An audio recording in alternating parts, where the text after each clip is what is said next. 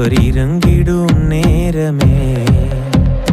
எலியாவின் தேவனே அவர் இறங்கிடும் நேரமே. அசைவாடும் அனலாக்கும் எங்கள் அக்கினி ஜுவாலையே.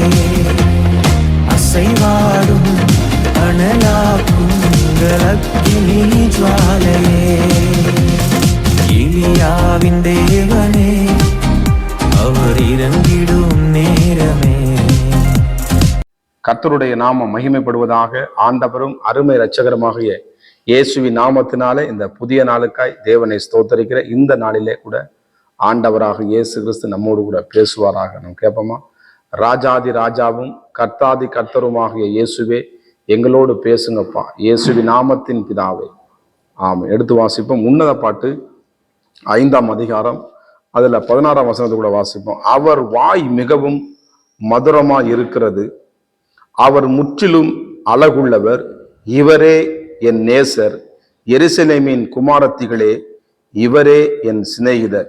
சோத்திரம். அவர் வாய் மிகவும் மதுரமாய். ஆண்டவராக இயேசு கிறிஸ்து அவர் எடுத்து வாயை திறக்கமுடியல அப்படின்னா அவர் மகிமையாய் வெளிப்படுகிற தேவன். அவருடைய வாயில் அக்கினி பட்சிக்கும் அன்பான வார்த்தைகளை சோத்திரம் அவர் சொல்லுகிற தேவன். அவர் வாயினாலே என்ன பண்ற? வார்த்தையினாலே வானம் பூமியும் அனைத்தையும் உண்டாக்கின தேவன். ஸ்தோத்திரம். அதனால ஆண்டவர் நமக்கு என்ன பண்ணாரு? அவருடைய ரூபத்தின்படி அவருடைய சாயல் நமக்கு என்ன பண்றாருங்க? வாயை கொடுத்துருக்கிறார். அந்த வாயை நம்ம என்ன பண்ணுவோம்? சரியா பயன்படுத்தும் பொழுது சரியான ஆசீர்வாதத்துக்கு நம்ம என்ன பண்ணுவோம்? கொண்டு சொல்லுவோம். அடுத்ததாக அவர் 2வது பண்ண சொல்லுவார். அவர் முற்றிலும் அழகுள்ளவர், அழகும் வீண்.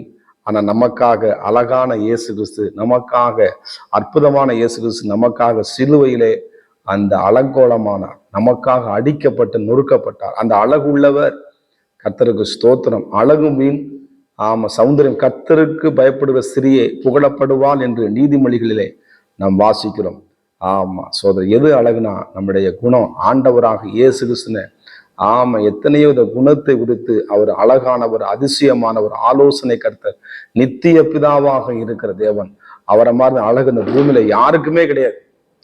அவ்வளவு அழகான அவர் அழக வர்ணிக்கவே முடியாது. ஸ்தோத்திரம். அவர் எப்படிதான் வெண்மையும், அதுல பாருங்க 10 வசனம் போட்டுக்க பாருங்க, 5ல் 10 போட்டுக்க பாருங்க. என் நேசர் வெண்மையும் சிவப்புமானவர், 10,000 பேர்களின் என்ன பண்ணாராம்? அவர் சிறந்தவர். அதுல 11 அவர் தலை அவ்வளவு ஆசீர்வாதமாக ஜொலிக்கிற தேவன், மகிமையான தேவன். அந்த ஆண்டவராக இயேசு சொல்றாரு, அவரே என் சிநேகிதர் என்று இந்த இடத்துல சொல்லப்படும். 3வது பாயிண்ட் அவர் என்ன பண்ணா? என் சிநேகிதன். நம்மளுக்கு ஒரு சிநேகிதன் இருக்குன்னா சோத்திரம். அந்த ஒரு நாள் நம்மளை கைவிடாத சிநேகம், அதான் ஆண்டவருடைய அநாதி சிநேகம். நம்மளை என்ன பண்ண? நமக்காக பூமியில வந்து நமக்காக ஜீவனை கொடுத்து மரித்து உயிர் தெழுந்து இன்றைக்கு உயிரோடு இருக்கிற அந்த ஆண்டவராக இயேசு கிறிஸ்து அன்பு உங்களை வழிநடத்தி கொண்டிருக்கிறது. அந்த அன்புள்ள இயேசு கிறிஸ்து தான் சொல்றாரு, நான் உனக்கு என்ன பண்றேன்? தேவனாகவும் இருக்கிறேன். அப்புறம் என்ன பண்ற? தகப்பனாகவும் இருக்கிறேன். அப்புறம் என்ன பண்றாரு? உனக்கு நான் சிநேகிதராகவும் இருக்கிறேன். ஸ்தோத்திரம். அதிகாலை என்னை சிநேகிக்கிறவர்கள் என்னை கண்டடைவார்கள் என்று எழுதப்பட்டிருக்காரு. கர்த்தருக்கு மகிமை உண்டாவதாக. அருமையான தேவ பிள்ளைகளே, அந்த பூமியில் எத்தனையோ சிநேகிதர் உங்களுக்கு இருக்கலாம். ஆனால் இயேசுவை நீங்கள் முதலாவது இடத்திலே முதல் சிநேகிதனாக என்ன பண்ணும்? உங்களுக்கு முதல் தேவனாக இருக்கிறாரு. அவர் முதல் சிநேகிதனா அவர் ஆண்டவராக இயேசு கிறிஸ்து தான். ஏன்னா வேதாகமத்துல தாவீதும் யோனாத்தானும் என்று சிநேகிதனை குறித்து எழுதப்பட்டிருக்கிறது.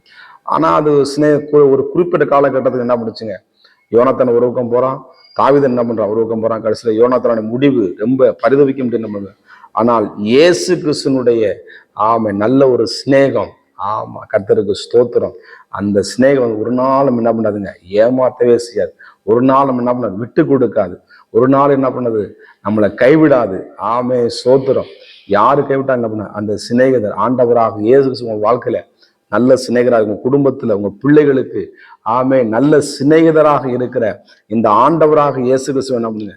நீங்கள் உறவு செய்யும் பொழுது, உறவுனா அவரோடு கூட பேசுகிற ஒரு அனுபவம், அவரோடு நடக்கிற ஒரு அனுபவம், அவருடைய வார்த்தைகளை வர்ணிக்கிறது, அவர் செய்த நன்மைகளை விவரித்து சொல்லி அவருக்கு பலி செலுத்தும் பொழுது, என் நேசர் எத்தனை அழகுள்ள உன்னதப்பட்ட பிள்ளை என்ன பண்ண? இவரே என் சிநேகிதர் அப்படி என்ன பண்றாங்களே சொல்லப்படுகிறத பார்க்க முடியுது.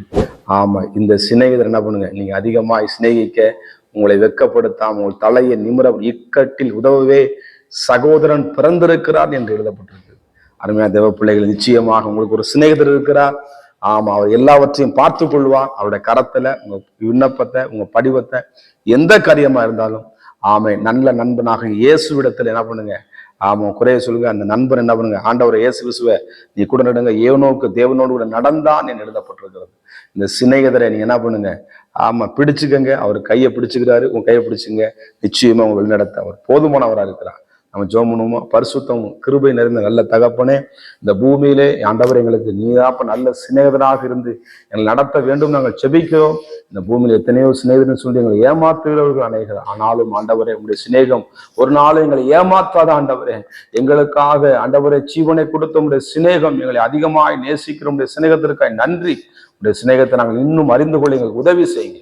இயேசுவின் நாமத்தின் பிதாவே, ஆமென். கார்போசிகத்தை உங்களை ஆசீர்வதிப்பாராக. நான் ஒருவன் மாத்திரம் நீந்திருக்க பாகாலின் படைகளை எதிர்த்திடுவேன். நான் ஜெபிக்க ஜெபிக்க அவர் தலையசைப்பா, ஜெபிக்க ஜெபிக்க அவர் தலையசைப்பா. நெருப்பாய் இறங்கிடுவா என் தெய்வம், நெருப்பாய் இறங்கிடுவா.